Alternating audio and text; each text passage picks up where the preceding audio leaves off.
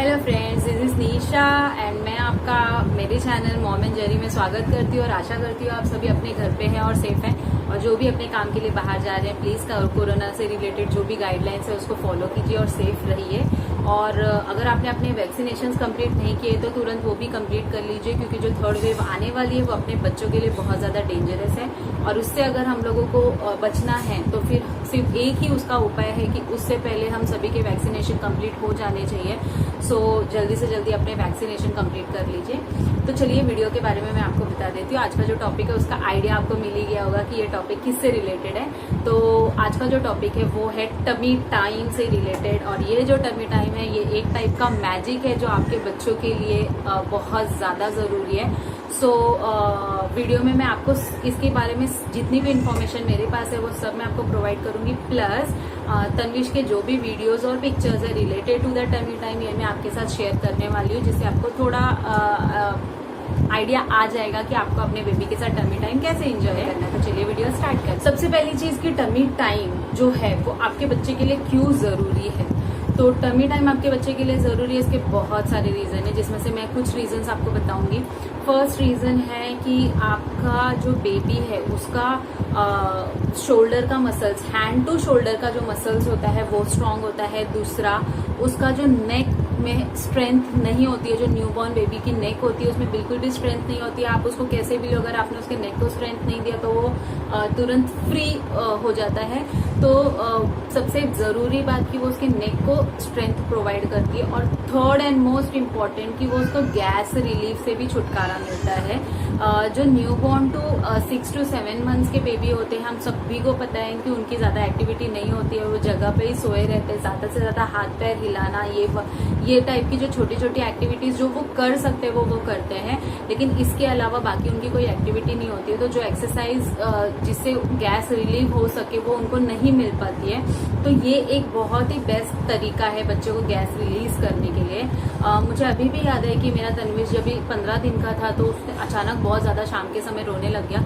कुछ आइडिया ही नहीं चल रहा था कि एक्चुअली उसको हुआ क्या, वो रो क्यों रहा है। और हम सब मतलब डर गए कि वो क्यों रो रहा है। लकीली हमारी जो नेबर है वो नर्स है और वो एक्चुअली गायनेकोलॉजिस्ट डिपार्टमेंट में ही हैं। तो वो हमारे घर पे आए थे और उन्होंने फर्स्ट टाइम मुझे टमी टाइम इंट्रोड्यूस कराया। आप मानोगे नहीं, वो नर्स आई, उन्होंने जस्ट 5 मिनट के लिए 5 सेकेंड के लिए मेरे बेबी को टमी टाइम दिया और मेरे बेबी रोना बंद हो गया उसका। तो बोलते हैं ना, ये एक चीज जो मुझे तभी से पता चली। और मुझे जहाँ तक लगता है कि मैंने तब तक बेबी ने मेरे क्राउलिंग और स्टैंडिंग वगैरह मतलब फिजिकल एक्टिविटी स्टार्ट नहीं किया तब तक मैं उसको टमी टाइम बिना भूले ऑन टाइम देती थी।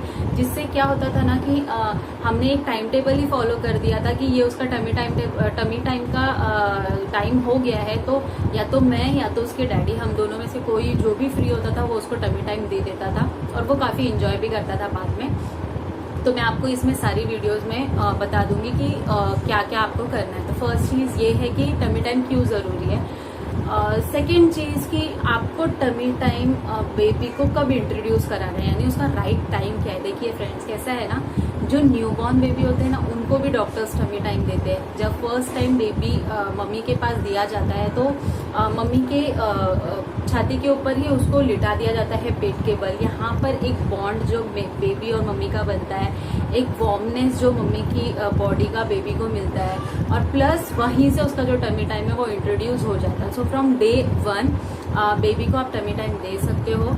लेकिन जो छोटे बच्चे होते हैं इनका जो टमी टाइम का ड्यूरेशन होता है वो बहुत कम होता है and it is totally depend on the child. अगर आपका बेबी जब तक वो एंजॉय कर रहा है आप उसको तब तक ही दीजिए। आपको कहीं से भी लग रहा है कि उसके फेस पे कोई इरिटेशन हो रही है या फिर वो एंजॉय नहीं कर रहा है या वो रोने लग गया, आपको तुरंत उसको सीधा करना है। आपको बिल्कुल भी प्रेशराइज नहीं करना है टमी टाइम के लिए। आपको थोड़ा पेशेंस रखना है। थोड़े दिन बाद बेबी खुद ही एंजॉय करने लगेगा जैसे जैसे वो समझने लगेगा।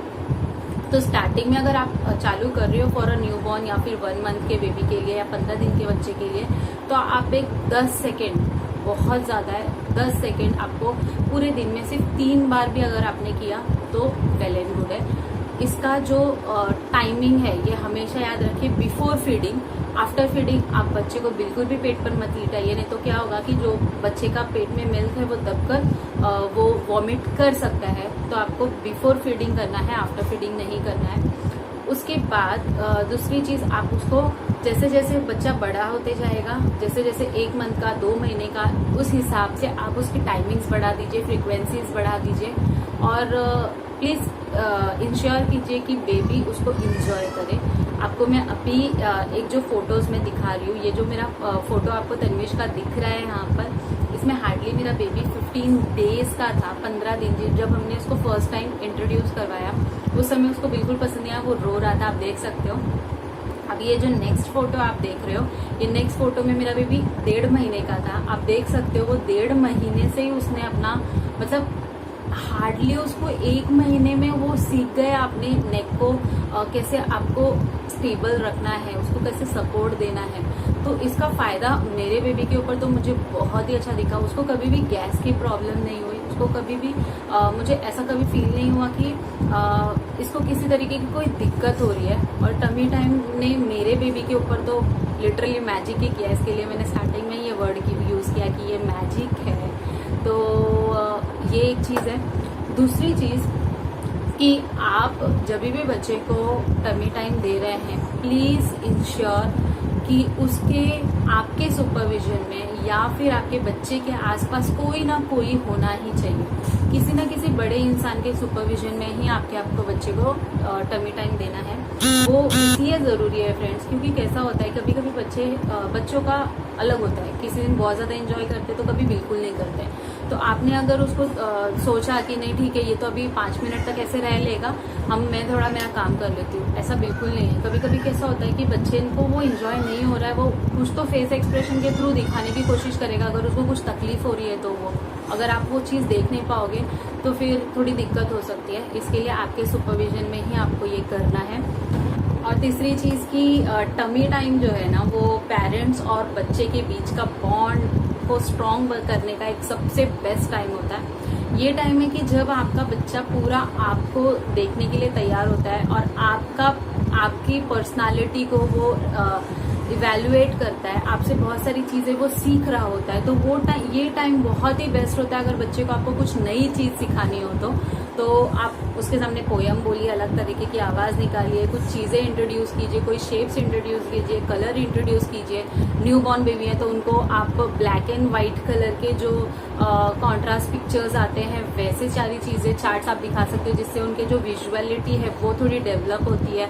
तो ये बहुत सारी चीज़ें हैं जो आप टमी टाइम के टाइम कर सकते हो। प्लस आप उसके साथ बात कर सकते हो, उसको स्टोरी सुना सकते हो, उसको हंसा सकते हो, उसको इमोशंस क्या होते हैं ये बता सकते हो। तो मैं आपको एक वीडियो दिखा रही हूँ यहाँ पर कैमरे के पीछे मैं हूँ और मैं कंटिन्यूसली मेरी बेबी से बात कर रही हूँ। तो वो मुझे रिकॉग्नाइज कर रहा है, देख रहा है, समझ रहा है और बहुत टाइम वो इंजॉय करता है, बोलने की कोशिश भी करता है। तो यहाँ से आप उसको बोलना सिखा सकते हो। तो टमी टाइम जो है वो सिर्फ एक ही टाइम में आपका बहुत सारा काम कर रहा है। पहले तो बच्चे को ऑटोमेटिकली मसल्स को पावर मिल रहा है, उसके नेक को सपोर्ट मिल रहा है, उसके शोल्डर को स्ट्रेंथ मिलने स्टार्ट हो जाती है। प्लस जो टमी टाइम होता है उससे आपकी भी जो बॉन्ड है वो काफ़ी अच्छी हो जाती है। तो ये सारी बोलते हैं ना ऑल इन वन पैकेज में हो जाता है कि आपको टमी टाइम देते देते आपके बाकी की भी सारी चीज़ें सॉल्व हो जाती है। सो जो टमी टाइम है ना, मेरे तो मतलब मेरी जर्नी में तो मेरे बेबी के साथ बोलते ना मैंने बहुत ही ज़्यादा एंजॉय किया, मैंने भी और मेरे हस्बैंड ने भी।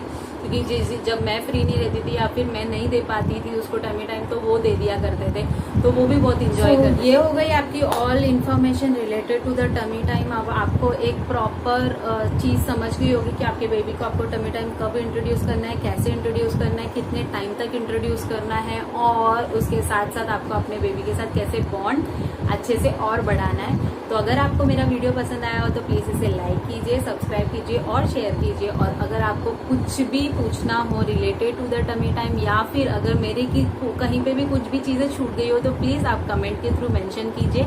और प्लीज़ अच्छा खाइए, बच्चों को अच्छा खिलाइए और हेल्दी रहिए। Thank you, bye bye.